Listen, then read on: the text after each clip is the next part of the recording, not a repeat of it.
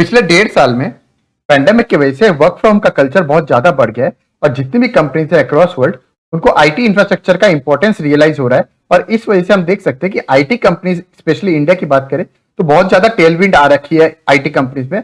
और इस वजह से लास्ट 1.5 ईयर में स्टॉक मार्केट में आईटी कंपनीज ने बहुत अच्छा रिटर्न्स बना के दिए हैं। Hi friends, I am Sunit Shanghai from निवेश इन्वेस्टमेंट। तो आज हम डिस्कस करेंगे टॉप 7 आईटी स्टॉक्स और इनका हम क्वांटिटेटिव एनालिसिस करके देखेंगे कि टॉप 3 आईटी कंपनीज कौन सी है जिसको आपको रडार पे रखना चाहिए।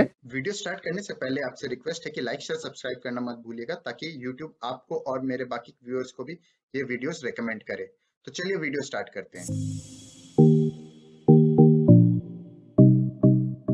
तो आज हम क्वांटिटेटिव एनालिसिस करेंगे 7 मेजर आईटी कंपनीज का, यानी TCS, Infosys, Wipro, HCL, Tech Mahindra, L and T Infotech और माइंडट्री का।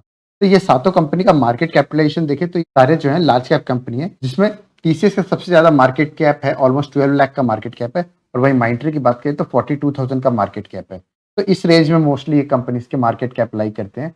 और वहीं अगर हम देखें तो इसके 12 पैरामीटर्स के बेसिस पे हम इसका एनालिसिस करेंगे। पहला पैरामीटर है पी रेशियो। तो पी रेशियो जो है ये एक वैल्यूएशन फैक्टर रहेगा। सेकंड फैक्टर रहेगा अगेन वैल्यूएशन के पर्सपेक्टिव से price to sales ratio. Third factor होगा रेवेन्यू पर एम्प्लॉय।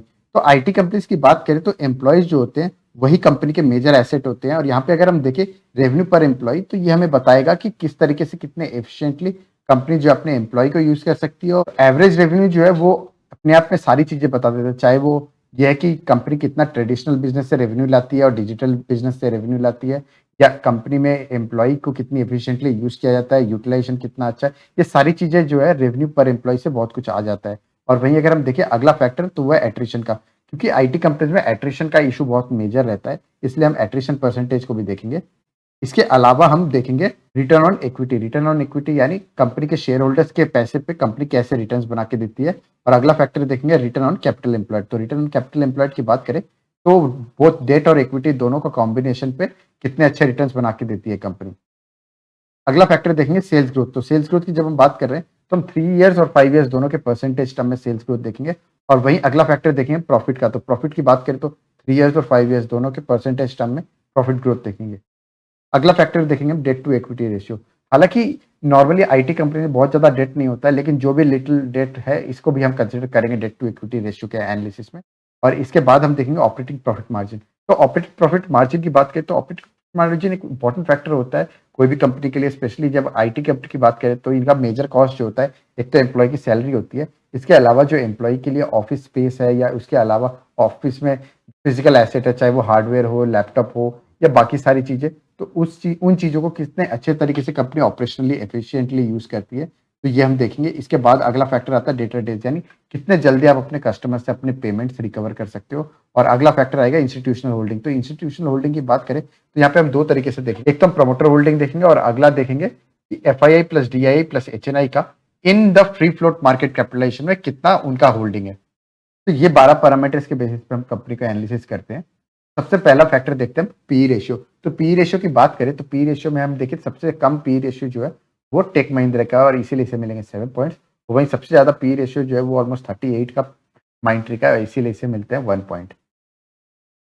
अगला फैक्टर देखेंगे प्राइस टू सेल्स रेशियो। तो प्राइस टू सेल्स रेशियो की बात करें तो यहाँ पे अगेन टेक महिंद्रा सबसे सस्ता है, 2.75 प्राइस टू सेल्स रेशियो है, इसलिए इसे मिलते हैं 7 पॉइंट। और टीसीएस का सबसे महंगा है, 7.5 के आसपास का प्राइस टू सेल्स रेशियो है, इसीलिए हम देते हैं इसे 1 पॉइंट। अगला फैक्टर देखेंगे रेवेन्यू पर एम्प्लॉय। तो रेवेन्यू पर एम्प्लॉय की बात करें तो यहाँ पे सबसे ज्यादा रेवेन्यू जो है एचसीएल टेक जो है अपने एम्प्लॉय से जनरेट करती है, ऑलमोस्ट 45 लाख का रेवेन्यू जनरेट करती है। और वहीं अगर पॉइंट्स की बात करें तो 7 पॉइंट्स देंगे। और वहीं टेक महिंद्रा की बात करें तो ये सबसे कम रेवेन्यू जनरेट करती है, 31 लाख का रेवेन्यू जनरेट करती है पर एम्प्लॉय, और यहाँ पे इसे देंगे 1 पॉइंट। अगला फैक्टर देखेंगे हम एट्रिशन का। तो एट्रिशन की बात करें तो यूजुअली आईटी कंपनीज में सिंगल डिजिट में अगर एट्रिशन है तो उसे काफी अच्छा कंसिडर किया जाता है, और वही डबल डिजिट में ही mostly most of the companies का एट्रिशन रेट होता है। और इस तरह की चर्निंग रहती है मोस्टली आईटी कंपनीज में। और यहाँ पे अगर हम देखें तो सबसे कम टीसीएस के आगे टाटा ब्रांड की वजह से एक कल्चर क्रिएट होता है, और उस वजह से लोग जो है जल्दी से टीसीएस जैसी कंपनी को छोड़ना नहीं चाहते, और इसीलिए इसके सबसे कम एट्रिशन रेट है। वहाँ पे अगर पॉइंट्स के हिसाब से देखें तो 7 पॉइंट देंगे। और वहीं सबसे कम हम देंगे इन्फोसिस को, जहाँ पे 15% के आसपास का एट्रिशन रेट है, और इसीलिए इसे देंगे 1 पॉइंट। अगला फैक्टर देखें रिटर्न ऑन इक्विटी। तो रिटर्न ऑन इक्विटी यानी आप कितने अच्छे तरीके से अपने शेयर होल्डर्स के पैसे पे वेल्थ क्रिएट करते हो। और यहाँ पे हम देखें तो क्लियरली टीसीएस जो है 39% का अमेजिंग आरओई है। मतलब इतनी बड़ी मार्केट कैपिटलाइजेशन की कंपनी और इसके बावजूद इतने हेल्दी आरओई, मतलब अमेजिंग है। और इसीलिए शायद ये पीई रेशियो और प्राइस टू सेल्स रेशियो के हिसाब से भी देखें तो वैल्यूएशन में इतनी हाई कमांड पी रेट करती है। और वहाँ पे अगर पॉइंट्स की बात करें तो टीसीएस को हम सबसे ज्यादा पॉइंट्स देंगे 7 पॉइंट्स। और वहीं टेक महिंद्रा की बात करें तो ऑलमोस्ट 19 के आसपास का आरओई है, जो कि अपने आप में अच्छा है, इसलिए इसे देंगे 1 पॉइंट। तो ओवरऑल अगर हम देखें सारी कंपनीज के आरओई ही अच्छे हैं, but it is just that क्योंकि ये क्वांटिटेटिव एनालिसिस है तो बेस्ड ऑन आरओई की वैल्यू हमें इंडिविजुअल कंपनी को पॉइंट्स देना पड़ेगा। और वहीं अगली फैक्टर की बात करें तो आरओसी, आरओसी की बात करें तो अगेन सारी कंपनीज का आरओसी अच्छा है, सब कंपनीज का आरओसी 20 के ऊपर ही है। और यहाँ पे अगर देखें सबसे ज्यादा 49% के आसपास का टीसीएस का है और इसीलिए इसे देते हैं 7 पॉइंट। वहीं सबसे कम है विप्रो का 22% का और इसीलिए देते हैं इसे 1 पॉइंट। हालांकि यहाँ पे एक और चीज मैं बता दूं, विप्रो का 22% का आरओसी जो है ये अपने आप में बहुत अच्छा है। कोई भी कंपनी का आरओसी 22% इज अमेजिंग। और इसका एक मेजर रीजन ये भी है कि पैंडेमिक की वजह से लास्ट 1.5 ईयर में डिजिटल कंपनीज में, आईटी कंपनीज में बहुत ज्यादा बेनिफिट हुआ है और इसीलिए आप इतने हेल्दी आरओसी देख रहे हो। और वहीं अगले फैक्टर की बात करें तो सेल्स ग्रोथ की, तो सेल्स ग्रोथ की बात करें तो लास्ट 3 ईयर्स में on an average L&T infotech की सबसे अच्छी ग्रोथ रही है, ऑलमोस्ट 19% की। और वहीं सबसे कम जो है विप्रो की ऑलमोस्ट 4.5% की। तो यहाँ पे पॉइंट के हिसाब से देखें तो एल&टी इन्फोटेक को 7 पॉइंट मिलेंगे और विप्रो को 1 पॉइंट।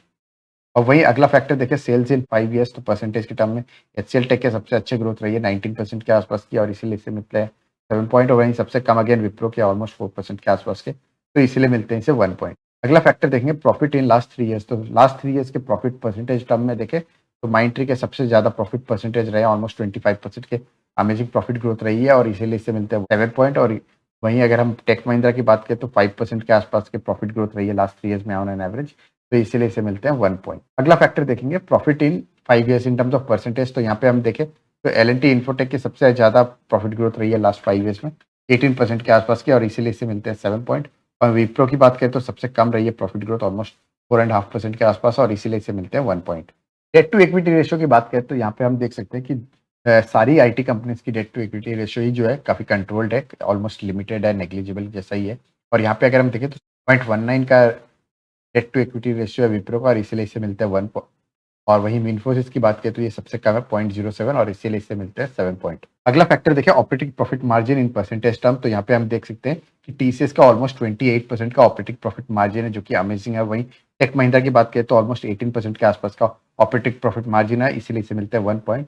और टीसीएस का क्योंकि सबसे ज्यादा ऑपरेटिंग प्रॉफिट मार्जिन है तो इसे मिलते हैं 7 पॉइंट्स। अगला फैक्टर है डेटर डेज, यानी आप कितने अच्छे तरीके से या कितने फास्ट अपने कस्टमर से पेमेंट कलेक्ट कर सकते हो। यहाँ पे हम देखें तो विप्रो जो है इसमें सबसे आगे है और ऑलमोस्ट 55 डेज में ये अपनी पेमेंट कलेक्ट करता है। और इन्फोसिस की अगर हम बात करें तो सबसे ज़्यादा टाइम लेता है, ऑलमोस्ट 70 डेज का। बट यहाँ पे अगर आप देखोगे तो दोनों के बीच में बहुत एबनॉर्मल गैप नहीं है, जो हम बाकी कंपनीज के या बाकी सेक्टर्स के क्वांटिटेटिव एनालिसिस करते हैं वहाँ पे हमें डेटा डेज में टॉप कंपनी और जो बॉटम कंपनी होते हैं उसमें काफ़ी बड़ा गैप नजर आता है। लेकिन यूजुअली आईटी कंपनीज का कैसा है कि ये मोस्टली यूएस की और यूरोपियन कंट्रीज में ज़्यादा डील करते हैं और इसीलिए इनके पेमेंट जो है बहुत ज़्यादा डिले नहीं होते। यहाँ पे अगर हम देखें पॉइंट वाइज तो विप्रो को हम देंगे 7 पॉइंट्स और वहीं इन्फोसिस को देंगे 1 पॉइंट। अगला फैक्टर देखेंगे तो प्रमोटर होल्डिंग, तो प्रमोटर होल्डिंग जो है कंपनी के बारे में बहुत कुछ बता देता है, जैसे मैंने पहले भी कई वीडियोज में कहा। एक प्रमोटर होल्डिंग आईटी कंपनीज में आप यूजुअली देखोगे तो हाई रहता है, क्योंकि प्रमोटर्स का बहुत ज़्यादा ट्रस्ट होता है अपनी कंपनी के ऊपर। और यहाँ पे अगर हम देखें तो एल&टी इन्फोटेक का सबसे ज़्यादा ऑलमोस्ट 75% प्रमोटर होल्डिंग है, इसीलिए इसे मिलते हैं 7 पॉइंट्स। और वहीं इन्फोसिस की बात करें 13% के आसपास है और इसीलिए इसे मिलता है 1 पॉइंट। और वहीं अगर हम इंस्टीट्यूशनल होल्डिंग की बात करें तो इंस्टीट्यूशनल होल्डिंग की जब हम बात करें तो हम फ्री फ्लोट मार्केट कैपिटलाइजेशन में बात कर रहे हैं, एक न्यूट्रल सेंस में।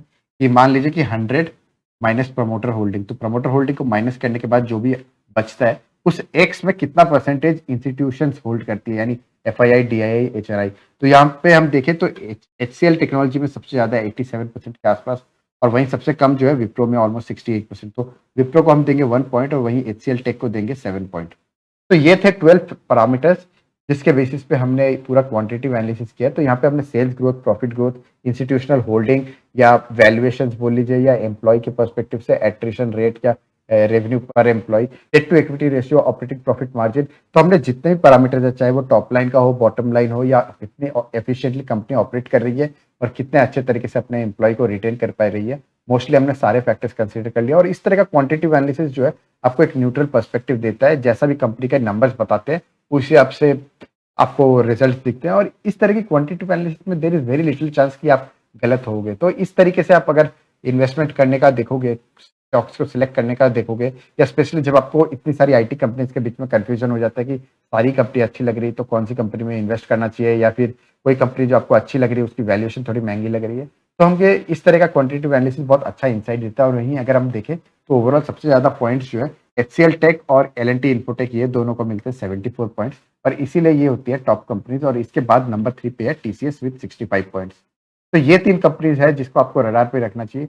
अगर आप थोड़ा सा अग्रेसिव होना चाहते हो तो आपको एचसीएल या एल&टी इन्फोटेक पे बैंक करना चाहिए। और वहीं टीसीएस की बात करें तो ये एक कंपनी है, डेफिनेटली आपको रडार पे रखनी चाहिए, कंसिस्टेंट परफॉर्मर है।